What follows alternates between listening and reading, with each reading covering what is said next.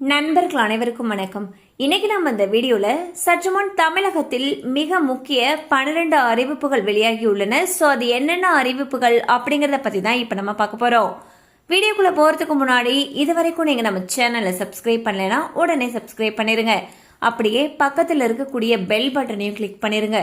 அப்பதான் நாங்க போடக்கூடிய அனைத்து பயனுள்ள தகவல்களும் உங்களை கரெக்ட் டைம்க்கு ரீச் ஆகும். இப்ப வாங்க வீடியோக்குள்ள போலாம். வார விடுமுறையை முன்னிட்டு பொதுமக்கள் தங்களுடைய சொந்த ஊருக்கு செல்ல ஏதுவாக சிறப்பு பஸ்கள் அறிவிக்கப்பட்டுள்ளன. மகளிர் உரிமை தொகையை 2500 ரூபாயாக உயர்த்தி வழங்குவதற்கான பணிகளை தமிழக அரசு தீவிரப்படுத்தி இருப்பதாக தகவல் வெளியாகியுள்ளது. மின் கட்டணத்தை உயர்த்தும் எண்ணம் அரசுக்கு இல்லை என்று அமைச்சர் திரு நிர்மல்குமார் அவர்கள் தெரிவித்துள்ளார்.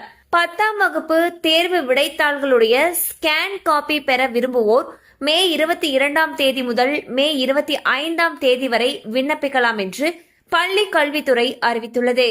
தாங்கள் பயின்ற பள்ளிகள் தேர்வெழுதிய மையங்கள் வழியாக மாணவர்கள் இதற்கு விண்ணப்பிக்கலாம். புதிய ரேஷன் அட்டைக்கு விண்ணப்பித்து நிலுவையில் இருப்பவர்களுக்கு ஸ்மார்ட் கார்டு வழங்கும் பணிகள் தொடங்கியுள்ளன. அம்மா உணவகங்களை மேம்படுத்தி தரமான உணவு வழங்க வேண்டும் என்று நகராட்சி நிர்வாகத்துறை உத்தரவிட்டுள்ளது. 10ஆம் வகுப்பு பொதுத் தேர்வு எழுதிய மாணவர்கள் தாங்கள் பயின்ற பள்ளி HMஐ அணுகி தற்காலிக மார்க் ஷீட்டுகளை பெற்றுக்கொள்ளலாம் என்று அரசு அறிவித்துள்ளது. இதற்கு மே 22ஆம் தேதி பள்ளிகளை அணுகலாம் என்றும் தெரிவிக்கப்பட்டுள்ளது. தங்க கடனில் புதிய மாற்றங்களை RBI அறிவித்துள்ளது.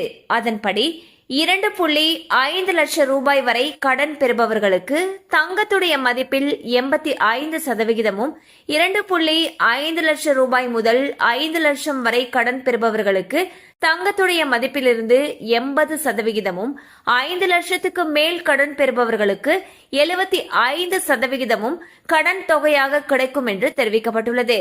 தமிழகம் முழுவதும் ரேஷன் கடைகளில் பொருட்கள் நியாயமான முறையில் தட்டுப்பாடின்றி வழங்க முதலமைச்சர் திரு விஜய் அவர்கள் உத்தரவிட்டுள்ளார். முதலமைச்சருடைய பெண் குழந்தை பாதுகாப்பு திட்டத்தின் கீழ் 2026-27ஆம் நிதியாண்டுக்கு புதிதாக விண்ணப்பிக்கலாம் என்று அரசு அறிவித்துள்ளது. இந்த திட்டத்தின் கீழ் குடும்பத்தில் ஒரு பெண் குழந்தை இருந்தால் 50,000 ரூபாயும், 2 அல்லது 3 பெண் குழந்தைகள் இருந்தால் தலா 25,000 ரூபாயும் வழங்கப்படுகிறது. கோடை விடுமுறைக்கு பிறகு ஜூன் 1ஆம் தேதி பள்ளிகள் திறக்கப்படும் என்று அமைச்சர் திரு ராஜ்மோகன் அவர்கள் அதிகாரப்பூர்வமாக அறிவித்துள்ளார். இதில் 1 முதல் 3ஆம் வகுப்பு வரையிலான மாணவர்களுக்கு மட்டும் ஜூன் 4ஆம் தேதி பள்ளிகள் திறக்கப்படுகின்றன.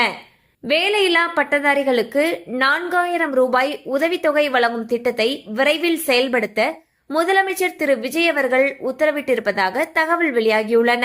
கண்டிப்பா இந்த அப்டேட்ஸ் உங்களுக்கு பயனுள்ளதா இருந்திருக்கும் நம்புறோம். மேலும் இது போல அப்டேட்ஸ் உங்களை உடனே ரீச் ஆகணும்னு நினைச்சீங்கன்னா நம்ம சேனலோட தொடர்ந்து இணைந்திருங்கள்.